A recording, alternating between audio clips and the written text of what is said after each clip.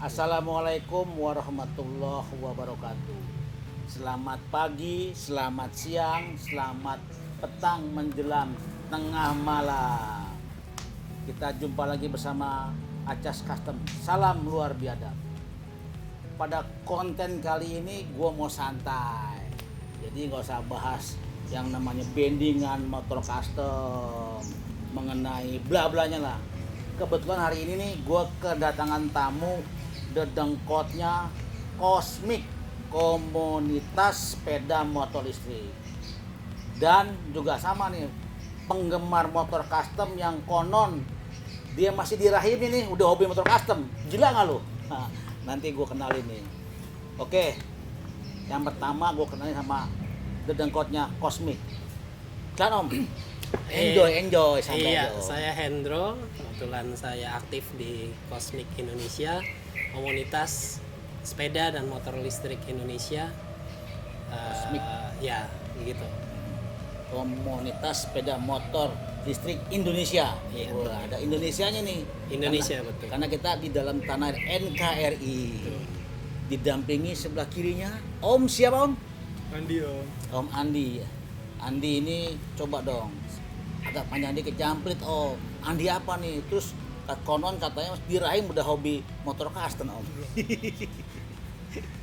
Dari sejak lahir saya sudah di rumah kakek itu ada motor klasik BSA, Oh begitu.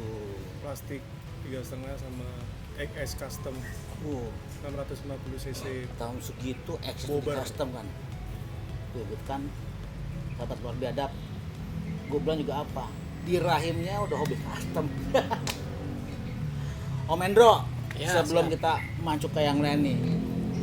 Sebenarnya tuh antara motor listrik dan motor konvensional gasolin tuh menurut Om Endro mana yang lebih mantap nih? Ya, kalau saya sih sekarang lebih milih ke listrik. Oh gitu. Om Andi, Kalau saya milih gasolin. waduh, tapi jangan bertengkar di sini, repot.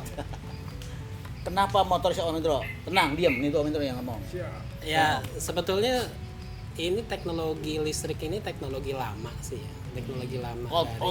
Old, sebetulnya old, lebih old dari motor Gasolin. gasolin sebetulnya. Cuman karena terhambat sama perkembangan baterai. Jadi zaman dulu itu baterai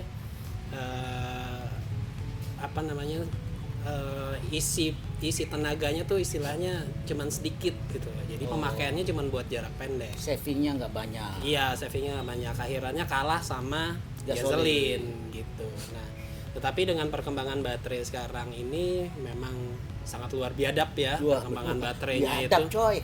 Ya memang luar biadab. Jadi range-nya juga konten dari energi dari baterai itu semakin besar sehingga jarak tempuhnya juga bisa semakin jauh. Makin jauh, Semakin jauh, besar, betul. makin jauh. Dan teknologi ini sebetulnya teknologi yang sangat simpel gitu. Oh, begitu. Betul, teknologinya sangat simpel dalam artian kita cuman butuh baterai, kemudian kita butuh sebutnya speed controller atau ECU lah ya kalau di motor gasolin tuh, dan sebuah dinamo gitu.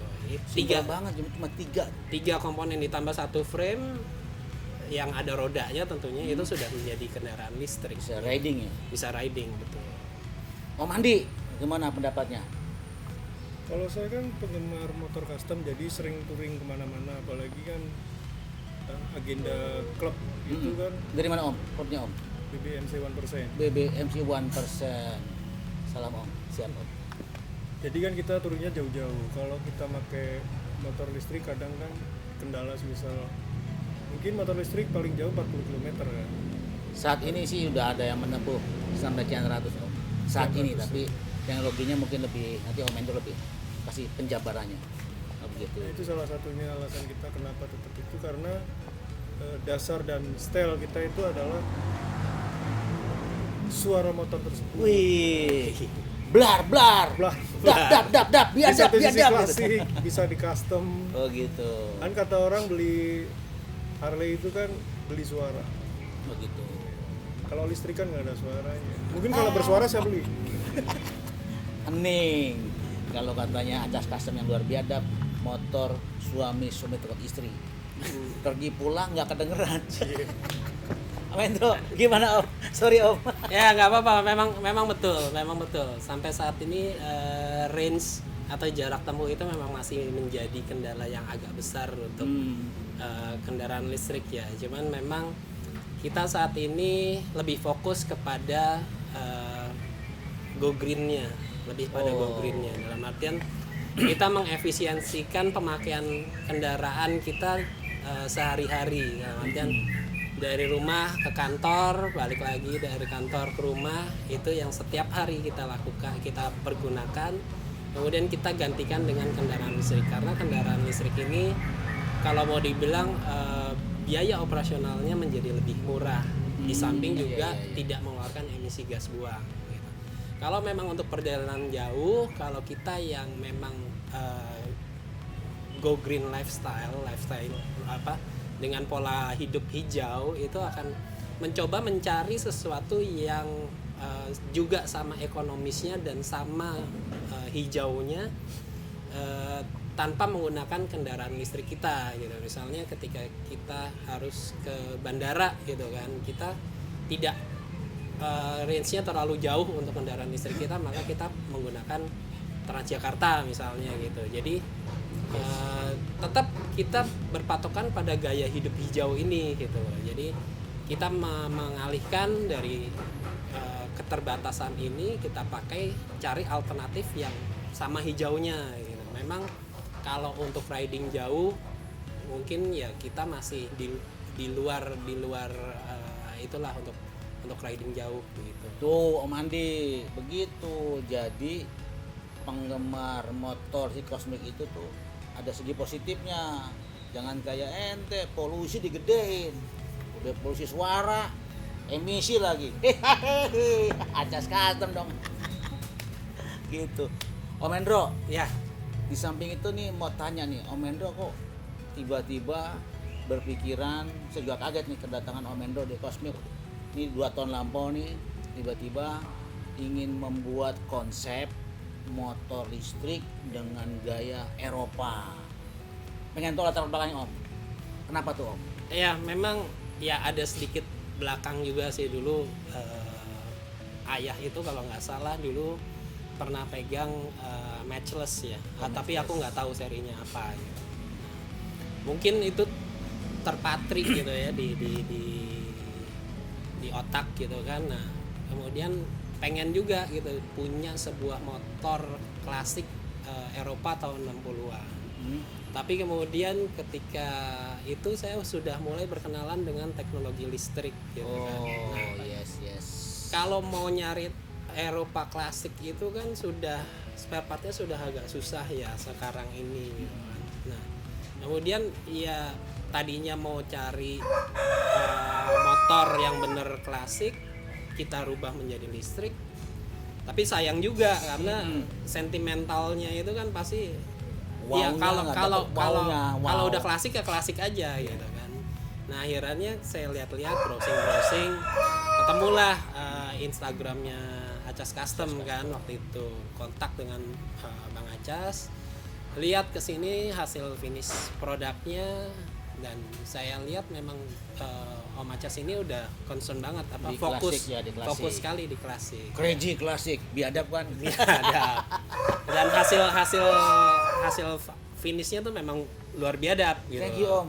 Luar biadab. Nah, kemudian saya tawarkan konsepnya ke Om Acas, gimana kalau kita kolaborasi bikin motor klasik, Iya. tapi dengan konsepnya bahan bakarnya listrik. Listrik. Gitu. Tidak menggunakan bahan bakar bensin. Automan listrik. Iya, dan diterima oleh Om Acas gitu. Jadilah kemudian kolaborasinya itu ya menyerupai R27 BMW tapi dengan konsep listrik.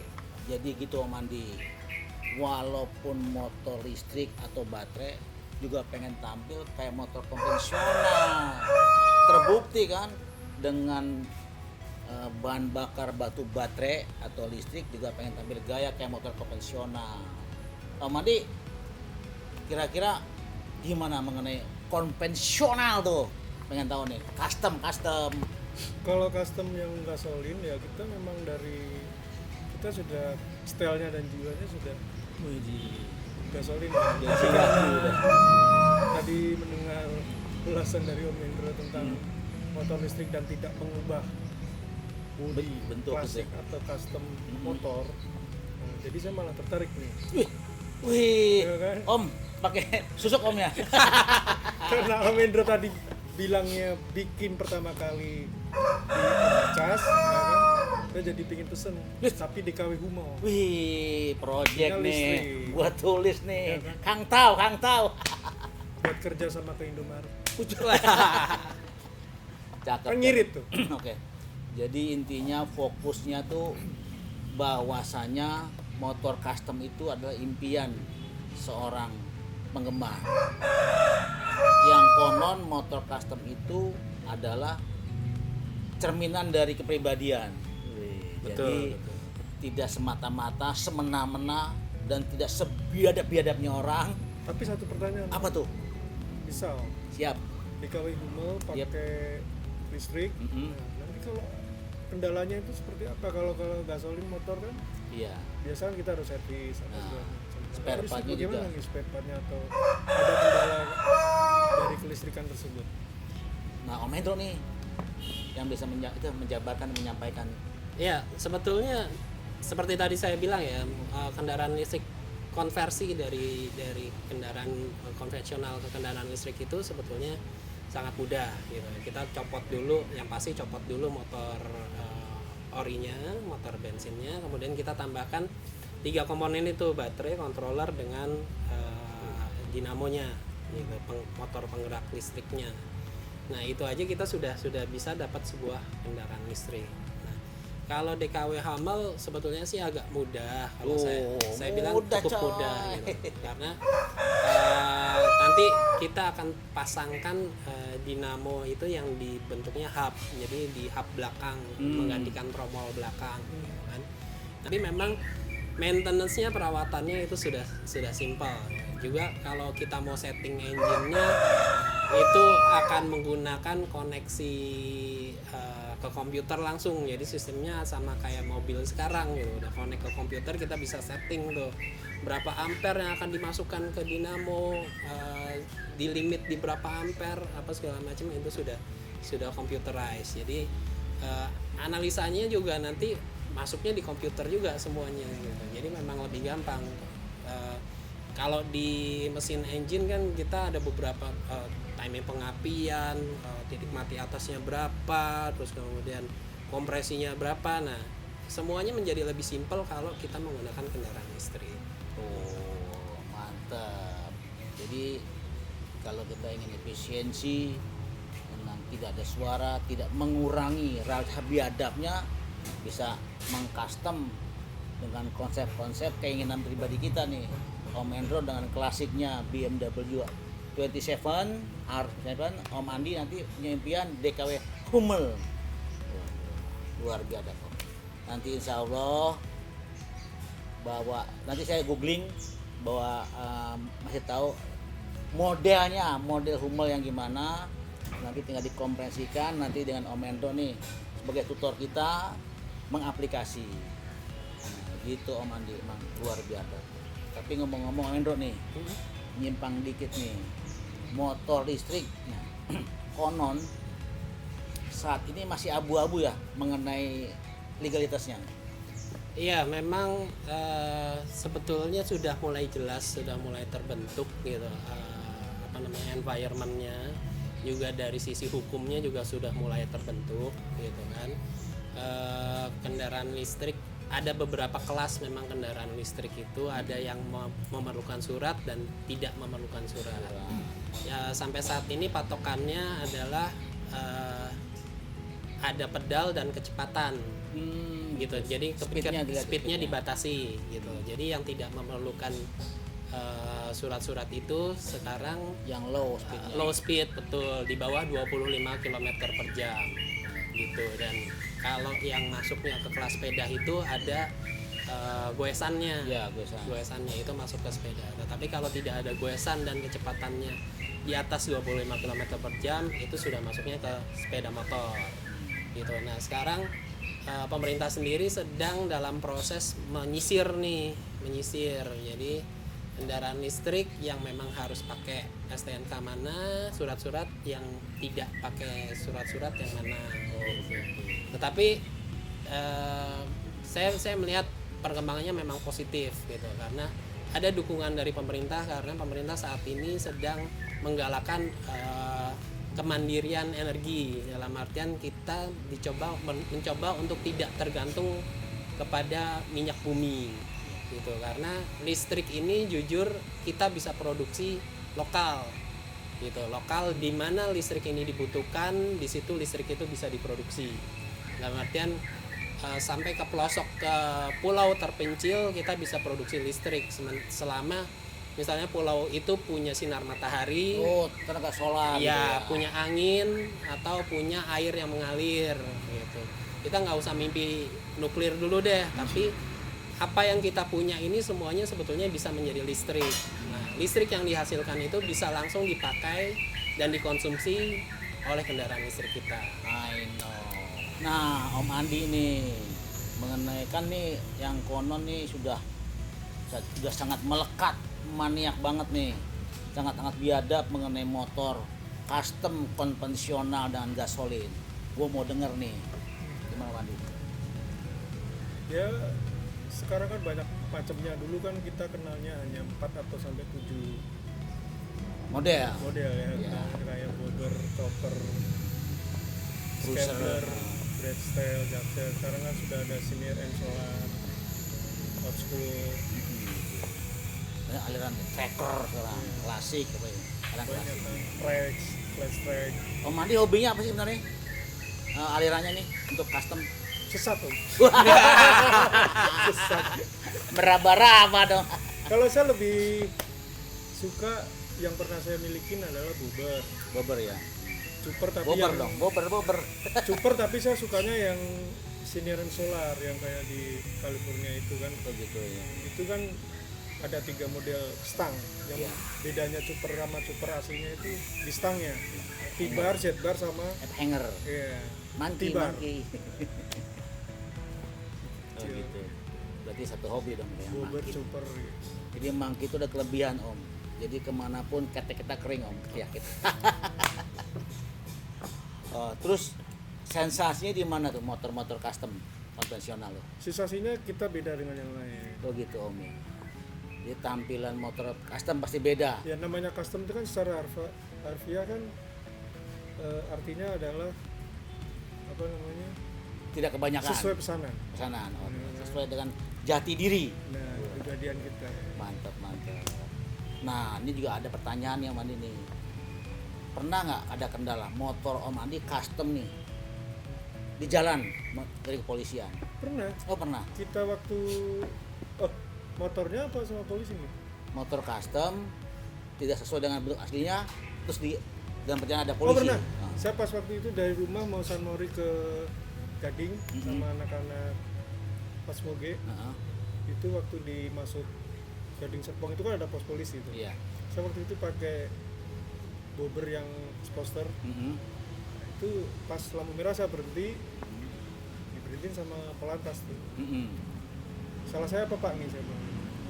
Satu, nggak ada spion. Oh. Terus motor kan custom saya. Iya. Plat nomor kan hanya di belakang. Iya. Kalau otomatis pasti paham makanya. Iya. Saya diberhentikan, disuruh ke pos, saya bilang surat-surat saya ada. STNK. Kebetulan STNK saya itu sudah berubah custom. Mhm. Oh. Sposter custom. Nah, disitulah saya hanya dikasih satu peringatan. Spion. Suruh ngasih spion sama plat nomor di depan. Iya. Jadi ini sobat luar biadab.